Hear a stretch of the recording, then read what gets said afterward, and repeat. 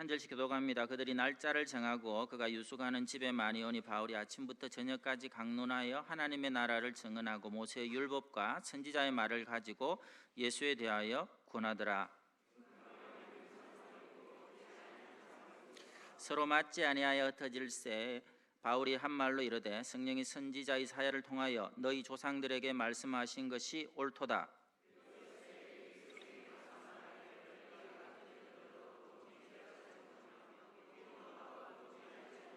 이 백성들의 마음이 우둔하여져서 그 귀로는 둔하게 듣고 그 눈은 감았으니 이는 눈으로 보고 귀로 듣고 마음으로 깨달아 돌아오면 내가 고쳐줄까 함이라 하였으니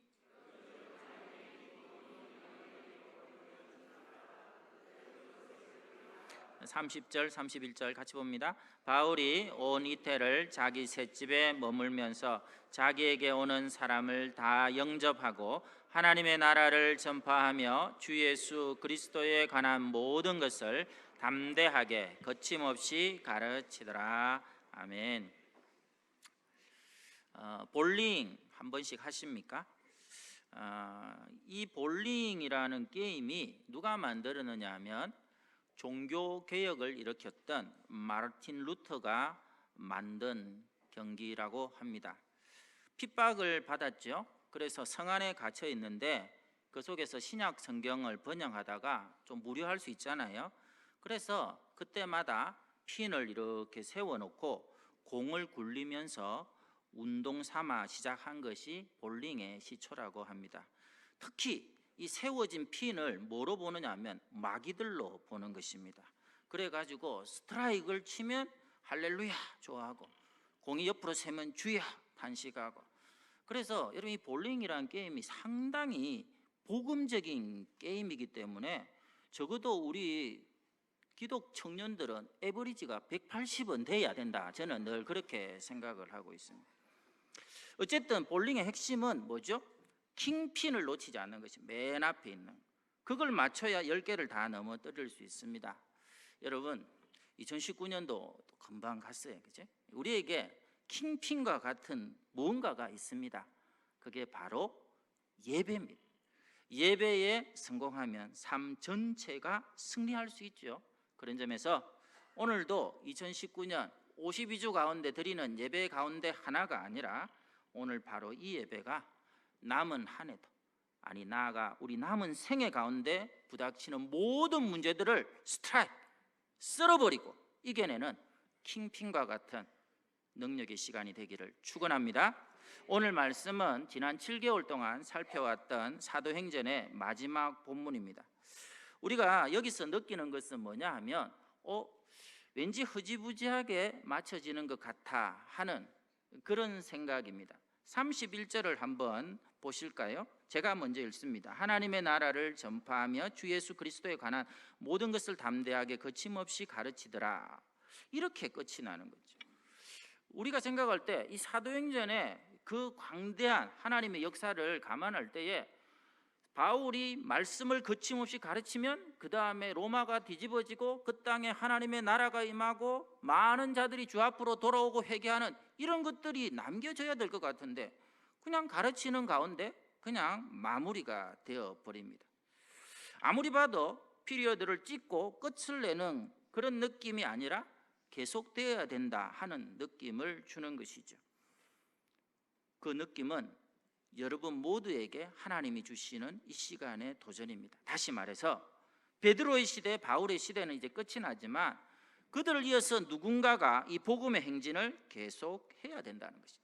사도행전에 나타났던 놀라운 성령의 역사와 복음의 영광이 이제는 저와 여러분 같은 성도들과 전포교회와 같은 믿음의 교회들에 의해서 다시 한번 새로운 복음의 확장 역사로 씌워져 가기를 원하시는 하나님의 마음이 28장 31절에 담겨 있다 하는 사실입니다. 오늘 이 말씀을 우리가 함께 나누면서 사도행전은 과연 어떻게 해서 완성이 되는지, 그 사도행전의 삶을 사는 자의 영광이 무엇인지를 오늘 사도 바울을 통해서 다시 한번 배우고자 합니다. 첫 번째는 복음을 언제 어디서나 전하는 게 성도의 가장 큰 영광입니다. 23절을 우리 같이 읽도록 하겠습니다. 23절 말씀 시작. 그들이 날짜를 정하고 그가 유숙하는 집에 많이 오니 바울이 아침부터 저녁까지 강론하여 하나님의 나라를 증언하고 모세의 율법과 선지자의 말을 가지고 예수에 대하여 권하더라. 아멘. 지금 바울의 몸은 자유의 몸이 아니죠. 감옥 생활입니다. 가택연금 이렇게 표현하면 적당할까요? 어쨌든 20년 넘게 그렇게 복음 전하고 고생한 걸 생각하면 이 마지막에 좀 쉬면 될 것 같은데 전혀 그렇지가 않습니다. 1차 전도 여행도 고난의 연속이었죠. 사람들이 다 죽었다 할 정도로 돌에 맞아가면서 복음을 전했는데 그것으로도 성에 차지 않습니다. 2차 전도 여행 때는 많은 교회를 세웠습니다. 그래도 만족할 수 없었습니다. 3차 전도 여행을 다 마쳤지만 그것도 모자라서 이제는 가택연금 상태에서도 만나는 모든 사람, 자기를 지키는 간수들과 시대가 있거든요. 그들에게조차 복음을 끝까지 전했던 것이 바울의 생애 마지막 순간까지의 최대 관심사였다 하는 것이죠. 오늘 사도행전을 7개월 동안 우리가 나누고 마치면서 과연 여러분이 사도행전의 기록을 써나가는 성도의 영광을 누리기 위해 이들의 관심이 나의 관심이 되고 있느냐 물어보셔야 됩니다. 이번 주 수요일 날 이제 원로 장로가 되시는 우리 정윤덕 장로님, 김영기 장로님, 어떻게 장로님으로서 제가 또 담임 목사로서 같이 있다 보니까 20년 제가 전포교에 있는 동안 많은 추억을 또 같이 하신 분들입니다. 근데 가장 제 기억에 좀 새겨져 있는 추억은 뭐냐면 터키하고 우즈벡에 같이 선교를 갔을 때입니다.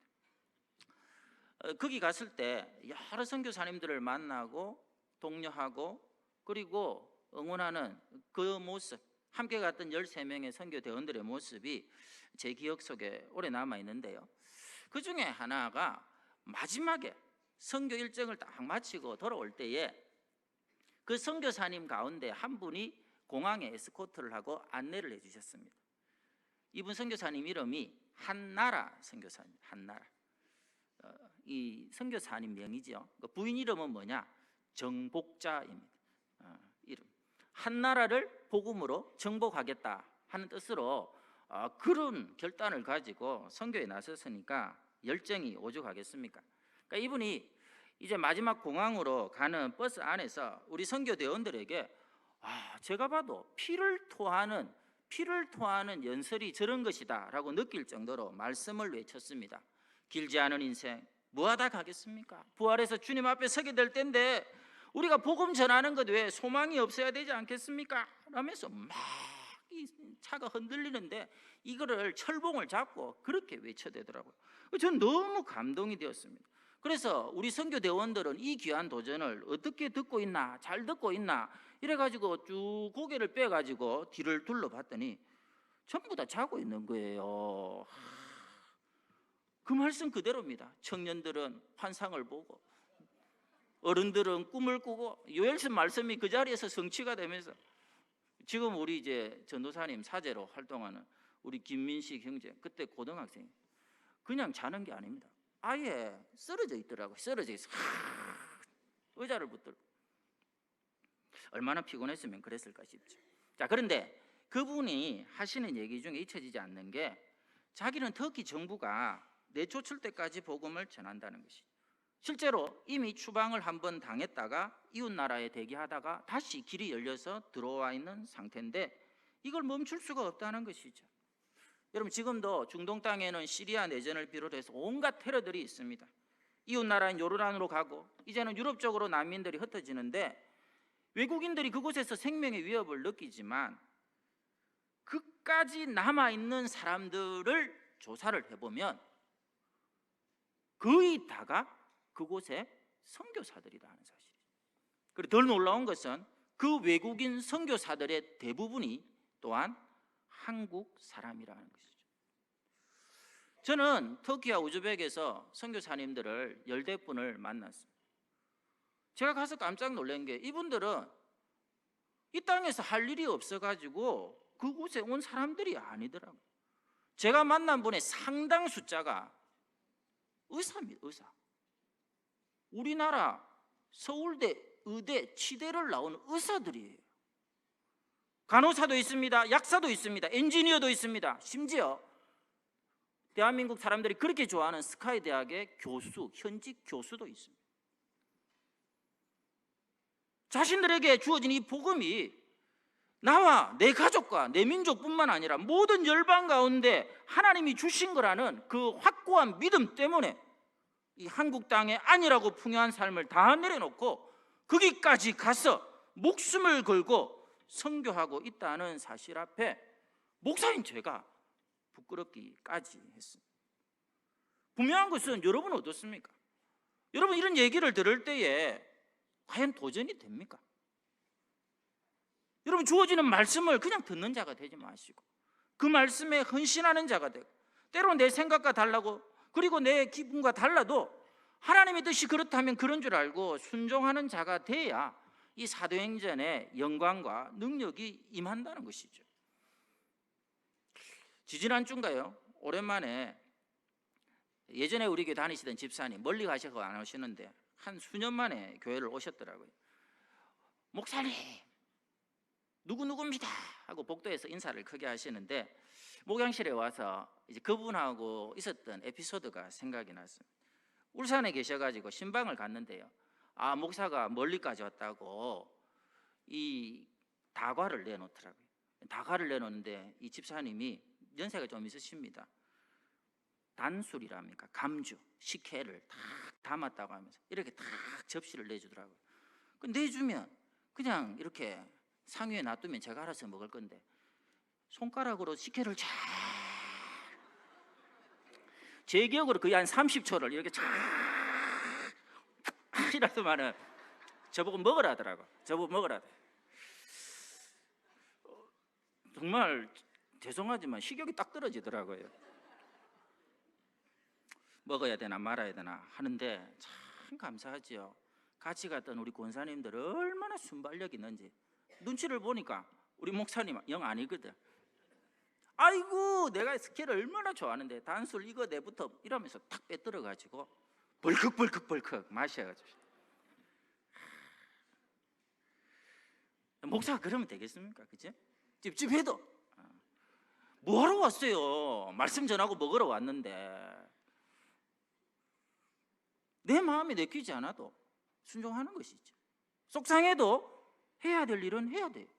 힘들어도 순종해야 될 것은 순종하는 게 성도의 믿음입니다.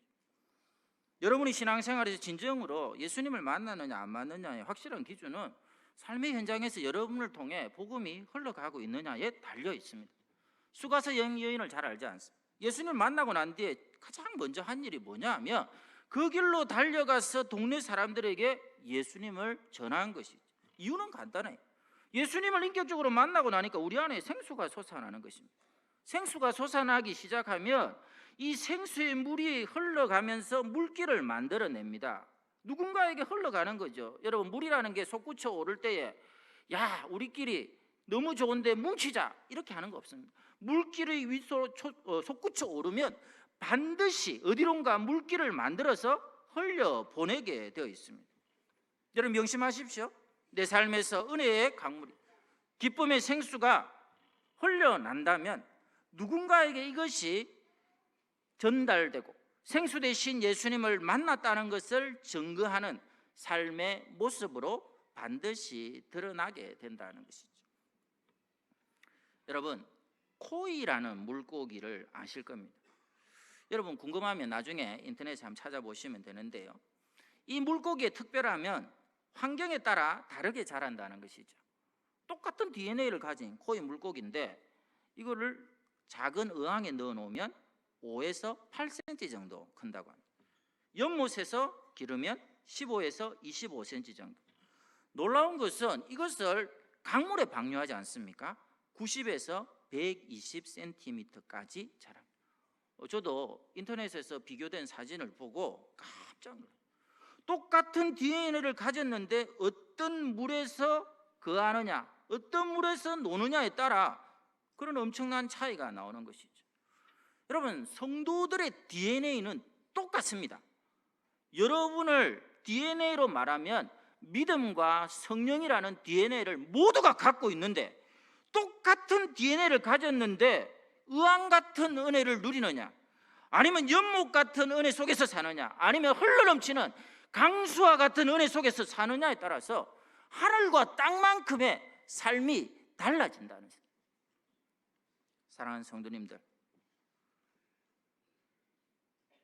그동안 사도행전을 우리가 살펴보면서 패역하기 짝이 없었던 사도 바울도, 겁쟁이였던 베드로도, 예수를 버리고 다 떠났던 제자들도 하나님께서 은혜의 강수 속에 담아두시니까 더 큰 인생, 자신들이 누릴 수 있고 갈 수 있는 것보다 더 멀리, 더 크게 성령께서 바꾸어 주셔서 하나님 나라를 위해 사용하시는 것을 우리에게 보여주지. 그것이 우리 인생에 있어서 힘이 되고 기쁨의 이유가 되는 거죠. 지난주에 저희 집사람하고 제가 안 왔지요? 모릅니까? 집사람은 사실은 이제 오늘도 오기 좀 힘들었습니다. 상태가 응급실에 119 타고 실려갔기 때문에.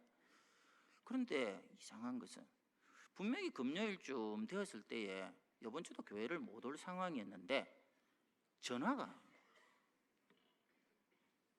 집사람 여동생하고 통화를 하는데 여동생이 무슨 얘기를 하느냐 하니까, 언니야, 내 이번 주 지난번에 등록한 교회에서 새가족 공부 6주 하고 이달 말에 새가족 수료식을 한다.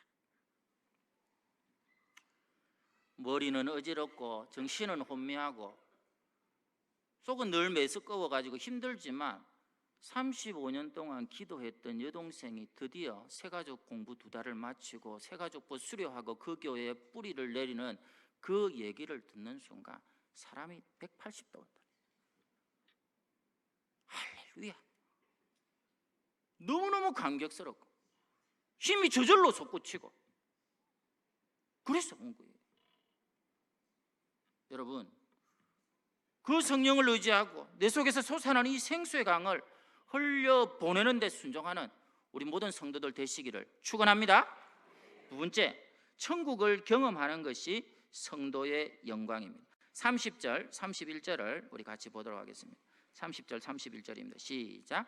바울이 온 이태를 자기 셋집에 머물면서 자기에게 오는 사람을 다 영접하고 하나님의 나라를 전파하며 주 예수 그리스도에 관한 모든 것을 담대하게 거침없이 가르치더라. 아멘.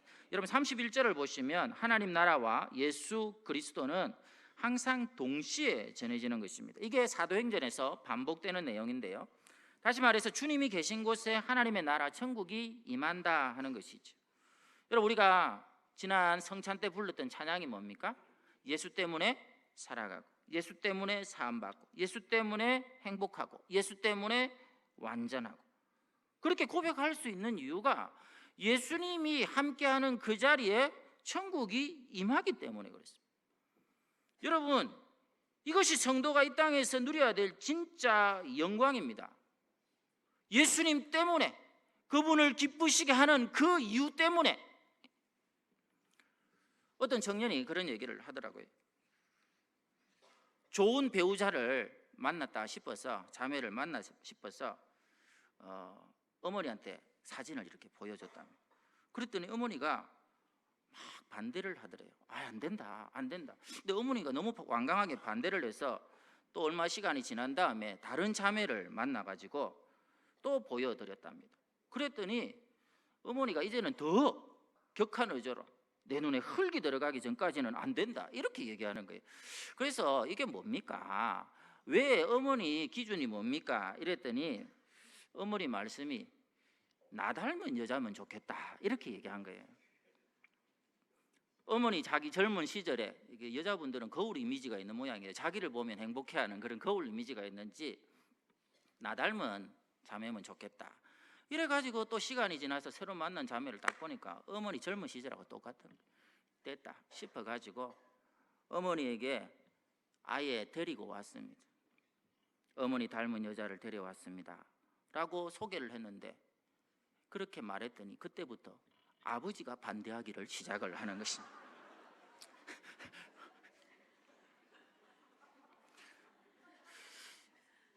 이게 무슨 얘기인지 아시겠죠? 여러분, 사람은 절대로 기쁘게 할 수 없습니다. 사람은 절대로 만족시킬 수가 없습니다. 하나님을 기쁘시게 해야 거기에 소망이 있고 부작용이 없고 하나님이 약속하신 행복도 만족도 주의 임재도 함께 주어지는 거죠. 언젠가 말씀드렸습니다마는 저는 가끔씩 연예인들이 나와서 이렇게 토크하는 것 중에 자기 아내를 기쁘게 했다고 자랑하는 얘기를 들을 때 이해가 안 되는 분들이 있습니다. 최수종 다 보셨죠? 그분은 하도 그 얘기를 자주 해가지고 세상에 결혼기념일인지 그 하이라 아내 생일인지 몰라요. 크레인 기중기를 동원해가 창문에 짜잔 하고 나타나서 자기 아내를 기쁘게 했다고 이벤트를 했다고 막 자랑을 하는데, 사실 그 얘기할 때 안 그래도 최수종 그 부부가 대부업체 선전 나와가지고 안 그래도 별로였는데 그 얘기하니까 사람이 영 별로인 거예요. 여러분, 그 정상 아니잖아요. 창문 열고 들어오는 건 도둑놈입니다. 여러분, 남편이 아니고 현관 열고 들어오면서 나왔어요 여보 이럴 때 행복해야 그게 정상적인 부부예요. 그게 정상적인. 한두 번의 이벤트는 필요하지만 여러분, 기독교는 그래서 관계라고 얘기하는 거예요. 주님이 나의 신랑이 되시고 내가 그의 신부로서 살아가는데 오늘도 말씀 가운데서 내가 너를 알고 있다고 하시는 그 음성이 내 마음에 들려질 때에 환경에 관계없이 기쁘고 행복할 수 있어야 됩니다. 사랑하는 성도님들, 천국에 들어가겠다고 그 행복이 얻어지는 거 아닙니다. 천국에 내가 들어가겠다고 무슨 용을 쓰고 이렇게 한다고 그 행복이 지금 나에게 주어지는 건 아니지.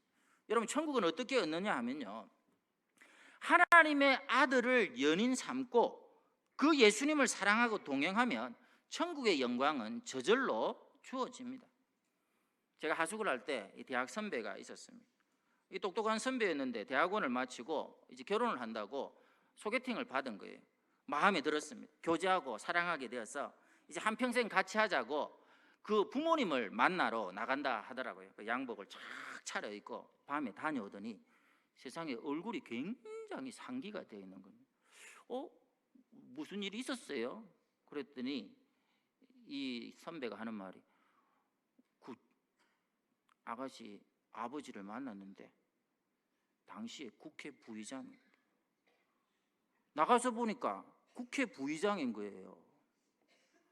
어찌 되겠습니까? 남들은 국회로 진출하겠다고 막 애를 쓰는데 그럴 필요가 없어요. 저절로 길이 열리고 금빛의 영광도 자기가 원하면 얼마든지 찾아올 수 있는 순간으로 바뀌더라는 거예요. 여러분, 우리가 그래야 됩니다. 하나님의 아들 예수님을 사랑하면 됩니다. 그 이름을 더욱 높이면 됩니다. 여러분, 마귀는요, 여러분 평생의 끝까지 세상의 가치를 좋아 보이게 하고 여러분 이름도 내고 싶고 성공도 하고 싶고 더 이뻐지고도 싶고 계속해서 마귀는 우리를 부추깁니다. 이것도 해라 저것도 해라 해라. 마귀가 제일 좋아하는 이름이 해람. 화장품 이름도 해라, 그런 게 있습니다. 그런데 성경은 이것도 저것도 해라 이렇게 하지 않고 세상에 대해서는 무조건 죽으라고 말씀합니다. 날마다 예수님과 함께 십자가에서 죽고 동행하면 바로 그 공동체가 우리 가정이고 우리 교회가 될 때 천국의 모든 행복도 사도행전에 기록된 모든 영광도 반드시 임하게 된다 하는 것이죠. 사랑하는 성도님들, 오늘 직분자 임명주일입니다. 사실 우리 모두는 다 하나님 앞에 왕 같은 제사장으로 직분을 받은 사람들이죠. 그 가운데 주어지는 이 사도행전의 축복과 영광 역시 저절로 우리에게 주어지는 건 아닙니다. 사도 바울처럼 내가 선한 싸움을 싸고 나의 달려갈 길을 마치고 믿음을 지켰으니 믿음의 싸움을 싸우셔야 됩니다. 가끔씩 엄마들 중에 애가 밥을 안 먹으면 밥그릇을 들고 막 떠먹여주는 그런 엄마들이 있더라고요.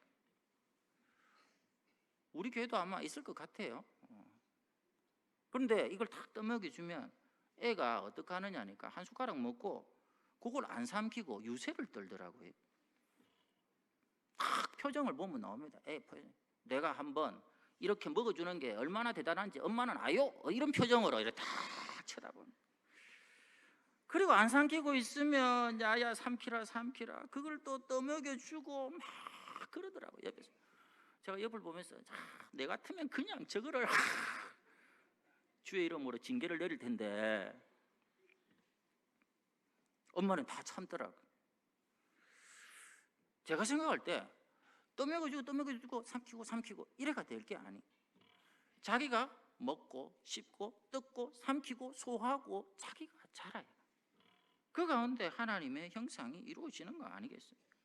사랑하는 성도님들, 이제는 여러분이 베드로가 되시고 이제는 여러분들이 바울이 되셔야 돼요. 성령으로 날마다 충만해서 기적이 상식이 되는 예수 공동체를 여러분의 가정과 여러분의 직장과 이 교회를 통해서 만들어 가셔야 됩니다. 그래서 마귀가 도무지 점포교회는 안 되겠다, 완전히 점포교회는 질렸다, 나도 더 이상 이 집 못해 먹겠다, 마귀로 납신하게 만들고 우리를 통해 하나님의 영광을 받으시는 진정한 부흥과 축복을 남은 생애 가운데 꼭 이루어 가시길 축원합니다.